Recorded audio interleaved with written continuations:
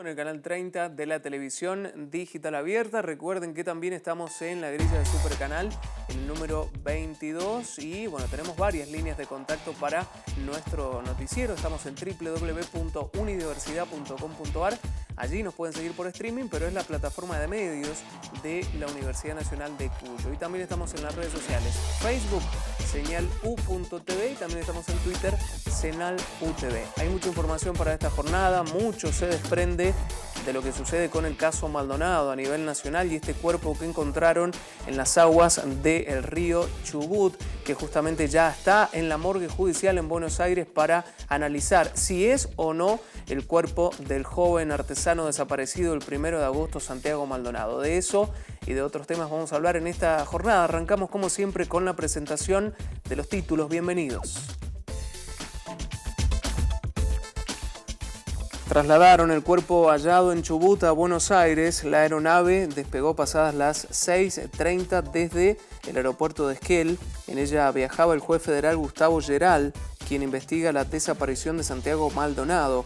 El cadáver será sometido a pericias en la morgue judicial de Buenos Aires para determinar si se trata de Maldonado. Entre hoy y mañana se intentará determinar su identidad y la causa y momento de la muerte. Mientras tanto, el perito de los Maldonados confirma que el cuerpo encontrado tenía el DNI de Santiago. Fundación Mendocina denunció a Facebook. La Fundación Coyunche denunció a Facebook ante la Justicia Federal por considerar que es cómplice y partícipe de los delitos contra la Ley Nacional de Fauna. La denuncia se originó por los grupos de la red social en donde se comercializan animales de forma ilegal que pueden ir desde pájaros hasta pumas.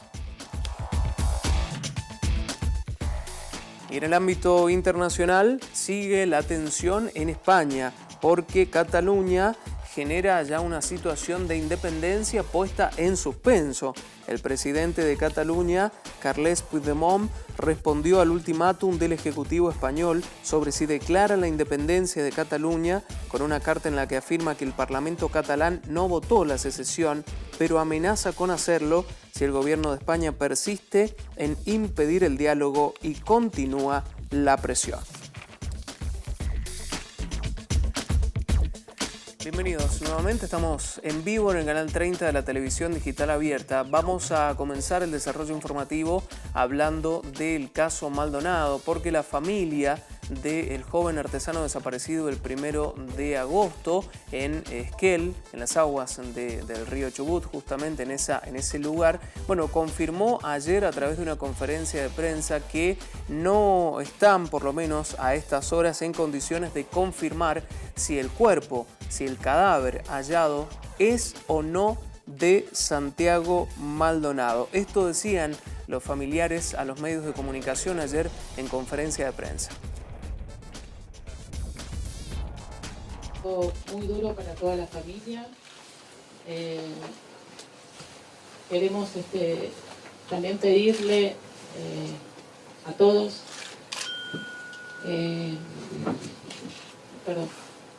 queremos pedirle a todos, por favor, que piensen, ¿no? cuando publican, cuando dan una información, que detrás de toda esa información hay una familia que está sufriendo. Han circulado fotos,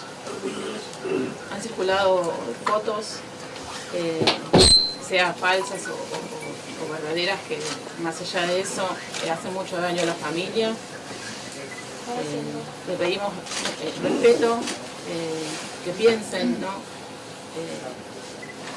Cada cosa que hacen, como así nosotros también pensamos cada cosa que decimos y que hacemos. En el día de ayer nosotros estuvimos en la Pulof, en el Rescate desde la mañana hasta que nos avisaron al mediodía que se había encontrado un cuerpo. Nosotros estuvimos desde las 13 horas hasta las 20 al lado de ese cuerpo, porque no confiamos en nadie, porque desde el primer momento siempre nos atacaron. No vamos a confiar en nadie, por eso es que estuvimos esa cantidad de horas al lado del cuerpo, para que nadie hiciera nada, nadie que lo tocara.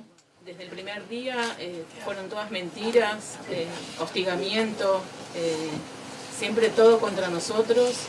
Obviamente eso nos generó que nosotros no confiemos en nadie, nosotros vamos a esperar hasta que se coteje el ADN, se haga la autopsia y después ahí vamos a informar. Ahora no podemos confirmar, como dijo Alejandro, si es el cuerpo de Santiago o no.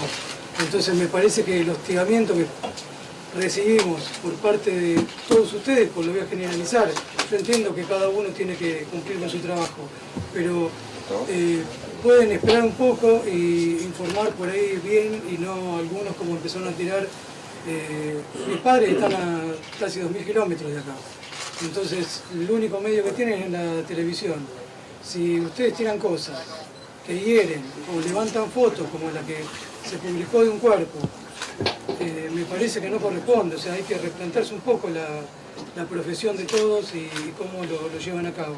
Hasta de no estar 100% seguro, no lo voy a confirmar. Más allá de que tenga algunos elementos personales. Como así también lo dijo Verónica, es muy raro que se haya encontrado ahí. Cuando nosotros hemos ido, hemos pasado por esos lugares y no había ningún cuerpo. Entonces, me parece que hay que ser muy cuidadosos, hay que esperar, lo que le pedimos es tiempo para que se hagan las cosas como corresponden. Bueno, en medio del dolor y la incertidumbre que genera esta situación en nuestro país, esto es lo que decía en conferencia de prensa la familia de Santiago Maldonado ayer por la tarde. El único dato fehaciente es que el cuerpo, el cadáver encontrado en las aguas del río Chubut, sí posee, además de algunos atuendos que parecerían ser de Santiago Maldonado, el DNI de Santiago Maldonado. Esto se confirmó ayer en la tarde, pero ya al mediodía nosotros en comunicación telefónica con Mauro Rivera, periodista de la televisión pública de Chubut, él nos confirmaba que habían encontrado junto al cadáver el DNI de Santiago Maldonado. Ayer también, en la misma conferencia de prensa donde habló la familia, habló la abogada querellante de la familia Maldonado y descree, ¿no?, esta situación porque plantea que ya 3 rastrillajes similares se hicieron en este lugar donde se encontró ayer justamente el cuerpo en las aguas del río Chubut. Esto decía la doctora. De la mañana un rastrillaje en el río Chubut, en un lugar donde por 4ª vez se hizo el rastrillaje. Esto consta en el expediente. Se hizo este mismo rastrillaje, se hizo el día 5 de agosto, se hizo el 8 de septiembre y el 18 de septiembre. Todos recuerdan la cantidad de gente y el despliegue que se hizo el 18 de septiembre en este mismo sector del río y con un resultado negativo como todos conocemos. Lo que queremos recalcar es que este rastrillaje es un 4º rastrillaje en el mismo lugar.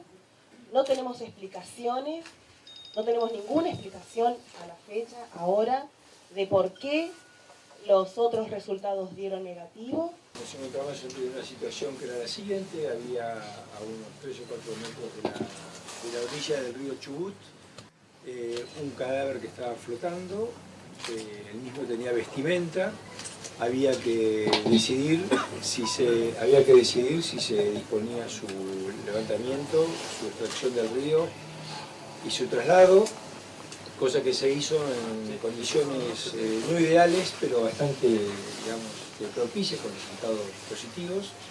Con personal de prefectura se trajo el cuerpo, se lo trasladó con la respectiva cadena de custodia a la morgue judicial de aquí de Esquel. La morgue judicial de Esquel carece de algunos elementos esenciales como el tipo de rayos, para tener imágenes y demás, por lo tanto ese es el motivo por el cual la autopsia no se va a hacer en Esquel. Ese cuerpo estaba vestido, ese cuerpo no ha sido identificado hasta el momento. La existencia, la presencia de efectos personales en las ropas de ese cuerpo, entre ellos un DNI que corresponde a Santiago Maldonado, no implica de ninguna manera una identificación positiva de ese cuerpo. Quiero ser muy enfático al respecto, y esa identificación se hará oportunamente en la morgue judicial por los distintos métodos de los cuales dispondremos, pero no en este momento. Bueno, allí explicaba el perito querellante, el perito de la familia Maldonado. El cuerpo estuvo hasta hoy, a horas muy tempranas, en la morgue de Esquel, y porque justamente allí no están dadas las condiciones, hoy en el transcurso de la mañana fue trasladado a la morgue judicial en Buenos Aires. A partir de las 9:15 horas justamente arribó el avión Aeroparque y los restos en estos momentos se están analizando en la morgue dependiente de la Corte Suprema de Justicia. Se realizó, y esto también lo tomaron los medios de comunicación, un importante dispositivo de seguridad, ¿no?, para trasladar el cuerpo encontrado el martes último en el río Chubut, tanto desde la morgue de Esquel hasta la morgue del Poder Judicial en Buenos Aires, como también desde el aeropuerto hasta la morgue. Allí le va a ser practicada la autopsia para determinar su identidad y las causas de la muerte. Los restos fueron trasladados en un avión sanitario del Ministerio de Salud desde Esquel a Aeroparque Metropolitano. Jorge Newbery acompañó justamente este cadáver el juez federal Gustavo Geral, también bajo la supervisión del jefe de la Policía Federal, Néstor Roncaglia, y también una morguera del Cuerpo de Bomberos de la Policía de la ciudad. Y en estos momentos se le está aplicando justamente a este cuerpo, a este cadáver, la autopsia correspondiente. Vamos a seguir informando minuto a minuto de lo que suceda justamente con este cuerpo, este cadáver hallado en las aguas del río Chubut, con la posibilidad o no de que sea el cuerpo de Santiago Maldonado en la edición central, y nosotros también mañana a partir de las 13 horas. Pero ahora es momento de continuar con la información y de hablar de la economía, como hacemos todos los jueves, porque ya está Rodrigo González de la Fundación Ideal con nosotros y le voy a dar la bienvenida. Rodrigo, ¿cómo te va? Gracias por estar con nosotros. Bien, Lucas, ¿cómo estás vos? Muy bien. Hay indicadores, Rodrigo, que plantean que la economía ha ido creciendo en estos últimos meses y esto es positivo, ¿no?, para nuestro país. Mira, se están conociendo y sobre todo consolidando indicadores de crecimiento a tasa tenue, no muy alta, pero crecimiento al fin. También se consolida la caída en la inflación y la buena noticia es que el crecimiento está creando también de manera gradual empleo y comienzan a recuperarse el poder adquisitivo que se había perdido estos últimos años. Si te parece, vemos algunas placas que preparamos. Bien, esta primera placa tiene que ver con la actividad económica mensual, ¿no? ¿Cómo fue en este último mes? Contanos. Mira, ahí lo que vemos es un indicador que calcula el INDEC para todo el país, que lo que marca es mes a mes cuánto crece la economía. Y el último mes que está medido, que es julio de este año, la economía creció casi 5%, es decir, 4,9% interanual respecto de julio del año 2016. Y si vemos la tendencia, Lucas, fíjate que la línea toca el máximo nivel en el año 2015, a mediados de 2015. Ahí la economía tuvo un periodo de franca caída, sobre todo última parte de 2015, año 2016. Luego comienza una tendencia que no es del todo clara, pero los últimos meses comienza a consolidar ya un incremento en ascenso y estamos llegando poco a poco a lo que fue el último pico de crecimiento económico, que fue, como dijimos, 2015, es decir, al nivel de desarrollo económico previo a la caída de mediados de 2015. Bien, se está estabilizando de alguna manera la economía. ¿Y qué tanto tiene que ver en este proceso la inflación?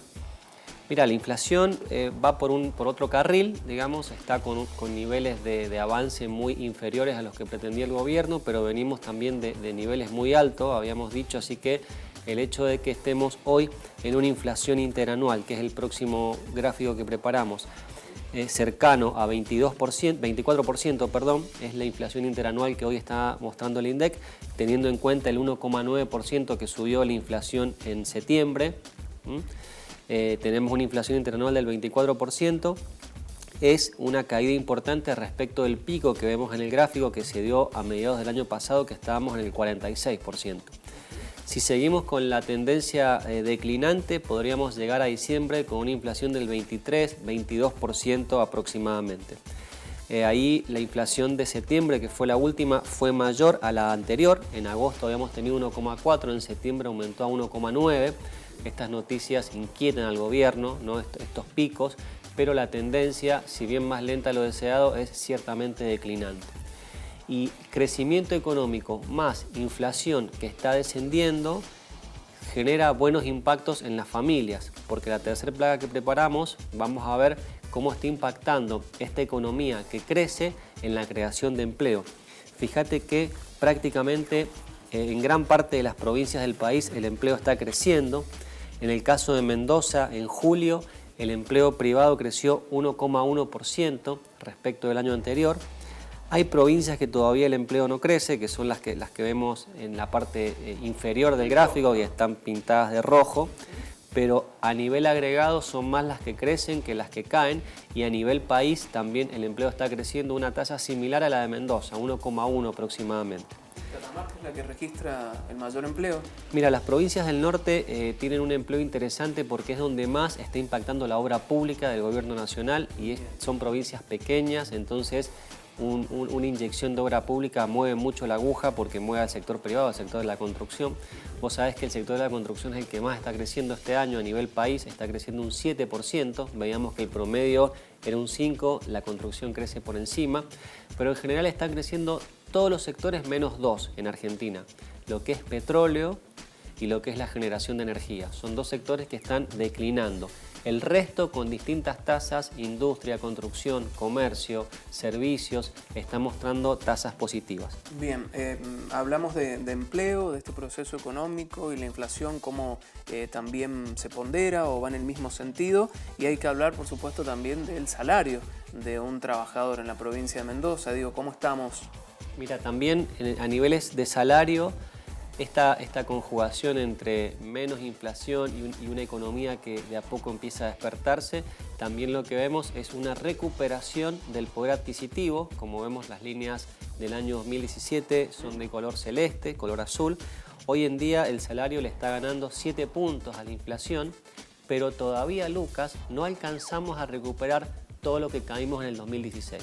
Claro, porque el 2016 fue prácticamente un año completo de muy caída, malo, de claro, constante caída, así que si bien estamos recuperando poder adquisitivo, fíjate lo interesante es que tanto con el salario y su poder adquisitivo como lo que está sucediendo en la economía, estamos recién alcanzando los picos previos a la crisis. Es decir, el gobierno llega a las elecciones con una economía que es muy similar a la que recibió hacia finales del año 2015, ¿no? Está recién compensando el mal 2016 que tuvimos. claro, Así o sea, que en un año y medio, 2 años prácticamente ha logrado nivelar a lo que, bueno, lo último que teníamos en materia económica antes de que asumiera este gobierno. exacto, la economía cayó, rebotó y estamos recién volviendo a los niveles previos a la caída. Por eso estas buenas noticias en el empleo, en el poder adquisitivo, no se sienten tanto en las familias, porque las familias vienen de un contexto que fue muy negativo, están tomando aire, pero estamos prácticamente igual que hace casi un año y medio atrás. Claro, además, Rodrigo, hablábamos la semana pasada de que hay un nuevo aumento de impuestos, el tarifazo ahora pasadas terminadas las elecciones, y esto genera temor nuevamente en el bolsillo de los consumidores, ¿no? Lo vemos a través nosotros de las mismas entrevistas que realizamos en la calle. Bueno, el tema de las tarifas creo que fue uno de los más sensibles socialmente, ¿no? Y lamentablemente todavía no acaba porque son necesarios nuevos retoques, nuevos aumentos. Lo vimos hace poco en unas columnas que todavía teníamos precios de gas y energía atrasados. Así que bueno, estas van a ser noticias que posiblemente sean antipáticas para el bolsillo de las familias. Bien, a este ritmo, finalmente, Rodrigo, te pregunto, en el que va la economía, con estas gráficas que hemos visto que va en ascenso, digo, ¿cuánto falta o hay podemos especular respecto a cuándo llegaremos a nivelarnos económicamente a Argentina para estar bien y no sufrir estos altibajos? Mira, yo creo que el año que viene va a ser un año muy positivo para el gobierno porque realmente va a empezar a mostrar de que la economía y su plan económico logra mejoras respecto a la economía que recibió, ¿no? Hasta ahora lo que estamos diciendo es que la economía recién está equiparándose a la que recibió el gobierno. Creo que 2018 va a ser un año bueno en ese sentido, pero tiene puntos débiles el modelo económico, Lucas. Lo vamos a simplemente titular y los podemos hablar en el futuro. uno de esos puntos débiles es el déficit en la balanza comercial. Es decir, estamos importando mucho más de lo que exportamos porque tenemos problemas de competitividad. Ese es un punto débil porque te genera un déficit y una necesidad de endeudamiento, ¿no? Porque tus exportaciones no pueden pagar las importaciones, lo que compras al resto del mundo. Y el otro punto débil es el endeudamiento. Cuando vos juntás estos dos combos, necesitas que ingresen muchos dólares para sostener la balanza comercial. Muchos dólares para sostener el turismo de los argentinos en el extranjero, que es mucho más de lo que gastan los extranjeros acá. Y muchos dólares para sostener el nivel de endeudamiento, bueno, genera esto cierta preocupación y creo que ahí está el desafío del programa económico. Si logramos el año que viene, a 2019, encauzar esta debilidad en el frente externo que tenemos, es posible que la economía se fortalezca de manera más integral. Bien, bueno, ojalá lo vean los economistas del gobierno nacional y provincial estos dos puntos porque, bueno, es necesario de alguna manera renovar la economía y resolver estos problemas a futuro, ¿no? Para estabilizar la situación y la sensación que tenemos todos los ciudadanos argentinos.